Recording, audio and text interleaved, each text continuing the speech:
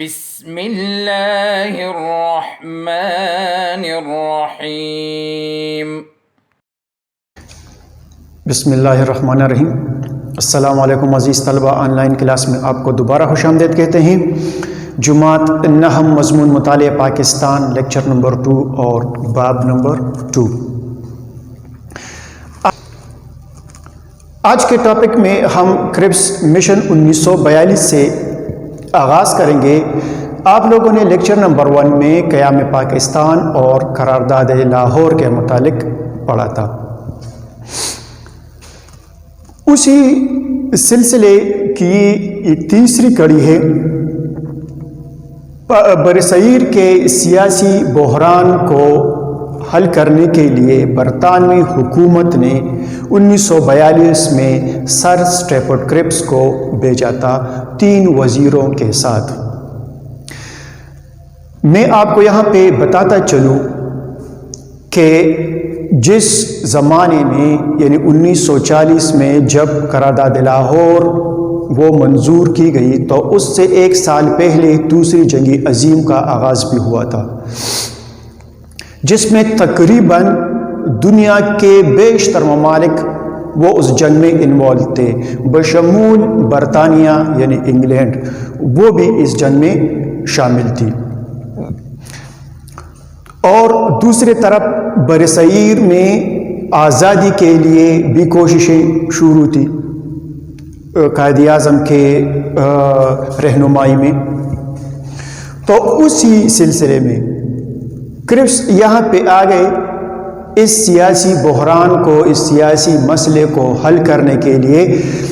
جب وہ یہاں پہ آئے تو کانگریس اور مسلم لیگ پہلے سے ان کے انتظار میں تھے کہ برطانوی حکومت اب برصغیر کے آزادی کا مطالبے کے حوالے سے ٹھوس اقدامات کریں گے۔ جب کربس دونوں پارٹیوں سے ملے تو اس کے بعد انہوں نے اپنے تجاویز سامنے رکھے۔ تجاویز میں یہ تھی کہ پہلے تو گاندھی وہ متحدہ ہندوستان کے حق میں تھے، وہ آزادی یا تقسیم وہ نہیں چاہتے تھے، جبکہ دوسرے طرف قائد اعظم وہ تقسیم کے حق میں تھے۔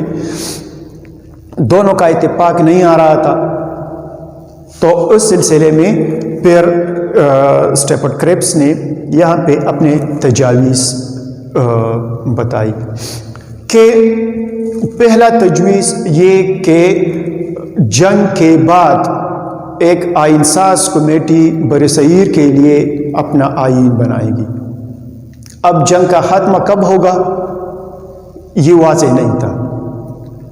دوسری بات، آئین میں اس بات کی بھی گنجائش ہوگی کہ اگر کوئی صوبہ وفاق سے الگ ہونا چاہتا ہو مستقبل میں تو وہ الگ ہو سکے گا۔ تو یہ ان کے لیے ایک اہم بات تھی۔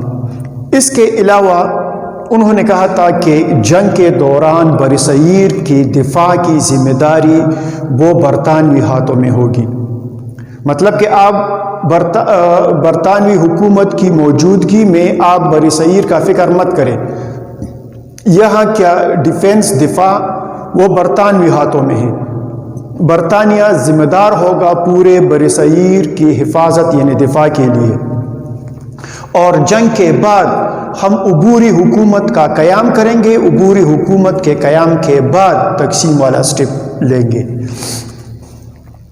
جب یہ باتیں سامنے آ گئی کربس کی طرف سے تو پھر دونوں پارٹیوں کی طرف سے اس پہ نیگیٹو رد عمل بھی سامنے آیا۔ کربس مشن کے تجاویز کو مسلم لیگ نے بھی ختم کیا یکسر۔ مسلم لیگ نے کیوں ختم کیا؟ مسلم لیگ تو اس انتظار میں تھی کہ یہ آئے گا اور ہمارا مطالبہ آزادی کے حوالے سے ٹھوس اقدامات کرے گا، تو ایسا تو نہیں ہوا۔ جنگ کے بعد کا وقت مانگا تو جنگ کے لیے تو ایک فکس ڈیٹ نہیں دی کہ کب ختم ہوگی یہ جنگ۔ تو مسلم لیگ نے کرپس کے تجاویز کو مسترد کر دیا کہ آپ کے آنے کا مقصد وہ تو واضح نہیں ہوگا، آپ آ گئے اور ہمارے لیے باقاعدہ ٹھوس اقدامات نہیں کیے کہ پاکستان کب بنے گا، تو لہٰذا ہم آپ کے آنے اور ان تجاویز کو نہیں مانتے۔ جبکہ دوسرے سائڈ پر کانگریس اور اس کے لیڈر رہنما گاندھی جی نے بھی رد عمل کا اظہار کیا اس پر۔ اب اس کی طرف سے یہ ایسا کیوں تھا؟ کیونکہ کرپس نے اپنے تجاویز میں سے ایک تجویز یہ بھی رکھی تھی کہ عبوری حکومت کے قیام کے بعد اگر کوئی صوبہ وفاق سے الگ ہونا چاہتا ہو تو وہ الگ ہو سکے گا۔ تو یہ کہتے ہیں کہ یہ علیحدگی والی بات کہاں سے آ گئی؟ علیحدگی کی بات تو مسلم لیگ کرتا ہے یا قائد اعظم یا ان کی ٹیم کرتا ہے، کانگریس تو یہ بات نہیں کرتا۔ تو اس نے کہا کہ اس وجہ سے گاندھی نے کہا کہ ہمیں ان کی باتوں سے یا برطانیہ یا کرپس کی باتوں سے پاکستان کی بو آ رہی ہے۔ بو کا مطلب کہ فیوچر میں انگریزوں کا ایسا ارادہ ہے کہ وہ ہندوستان کو تقسیم کرنا چاہتے ہیں، جبکہ ہماری یہ خواہش نہیں ہے، ہمارا خواہش یہ ہے کہ متحدہ ہندوستان ہو۔ تو اس وجہ سے مسلم لیگ نے بھی کرپس تجاویز پر نیگیٹو رد عمل کیا اور کانگریس نے بھی اس پر اپنے رد عمل کا اظہار کیا، اور کرپس مشن یہ ناکام ہو گئی، یہ ناکام ہو گئی۔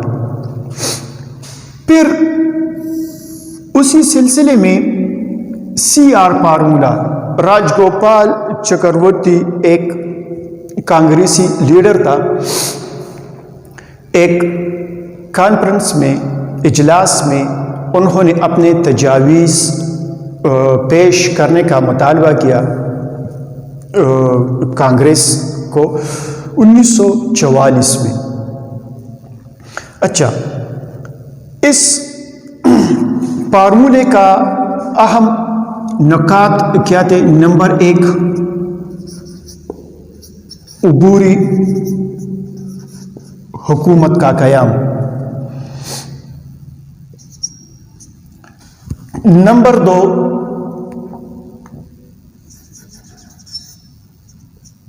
تقسیم ہندوستان۔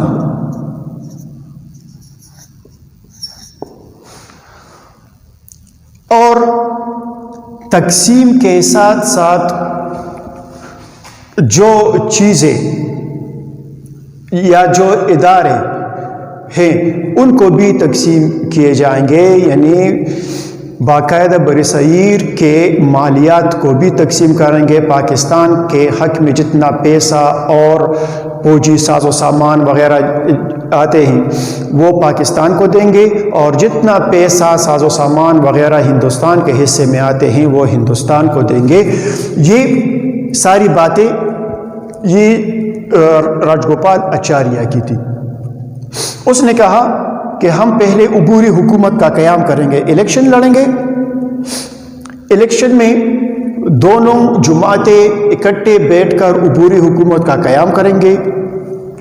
اگر یہ ناکام ہوتی ہے تو ہم بلا تعصب ہمیں مسلمانوں کی آزادی والے مطالبے کو ماننا چاہیے اور ہندوستان کی تقسیم کی طرف آئیں گے۔ ہندوستان کی تقسیم کے ساتھ ساتھ کچھ مختلف چیزیں جس کا میں نے ذکر کیا کہ دفاع، تجارت، مواصلات اور دیگر ضروری امور، وہ بھی اس کے ساتھ ہم تقسیم کریں گے اور اس مطالبے کو بلا تعصب ماننا چاہیے۔ تو کانگریس کے لیڈر اور دوسرے ورکرز یہ دیکھ رہے تھے کہ یہ ہمارا دوست ساتھی یہ کس قسم کا فارمولہ پیش کر رہا ہے؟ ہم اس کام میں لگے ہوئے ہیں کہ متحدہ ہندوستان ہو، اس کی تقسیم نہ ہو، اور یہ خود اس کو تقسیم ہندوستان کے فارمولے پیش کر رہا ہے۔ تو شدید رد عمل کا اظہار کیا گیا کانگریس کی طرف سے، اور اس رد عمل میں انہوں نے راج گوپال آچاریہ پر ذاتی حملے کیے گئے۔ ذاتی حملوں کا یہاں پہ مطلب ان کو مارا پیٹا گیا، ان کے گھر پر بھی پتھراؤ کی گئی، ان کو پارٹی سے بھی نکالا گیا، وغیرہ وغیرہ، یہ سارے باتیں یہ ان کی تھی۔ تو جس طرح کرپس مشن 1942 یہ ناکام ہوا تھا، تو اس کے بعد یہ فارمولہ یہ بھی ناکام ہو گیا۔ یہ سارے جو باتیں آ رہی ہے یہ پاکستان کی تقسیم اور متحدہ ہندوستان کے حوالے سے یہ ہو رہی ہے، یہ ساری چیزیں ہو رہی ہیں۔ اس کے بعد انشاءاللہ لیکچر نمبر 3 میں ہم گاندھی جناح مذاکرات اور وغیرہ دوسرے ٹاپک کا آغاز کریں گے، ان کو پڑھیں گے۔ یہاں تک کافی ہے۔ اگر اس میں کوئی مسئلہ ہو، سوال وغیرہ ہو آپ کا، تو واٹس ایپ میں یہ آپ ہمارے ساتھ شیئر کر سکتے ہیں۔ والسلام۔ اللهم انفعنا بما علمتنا وعلمنا ما ينفعنا وزدنا علما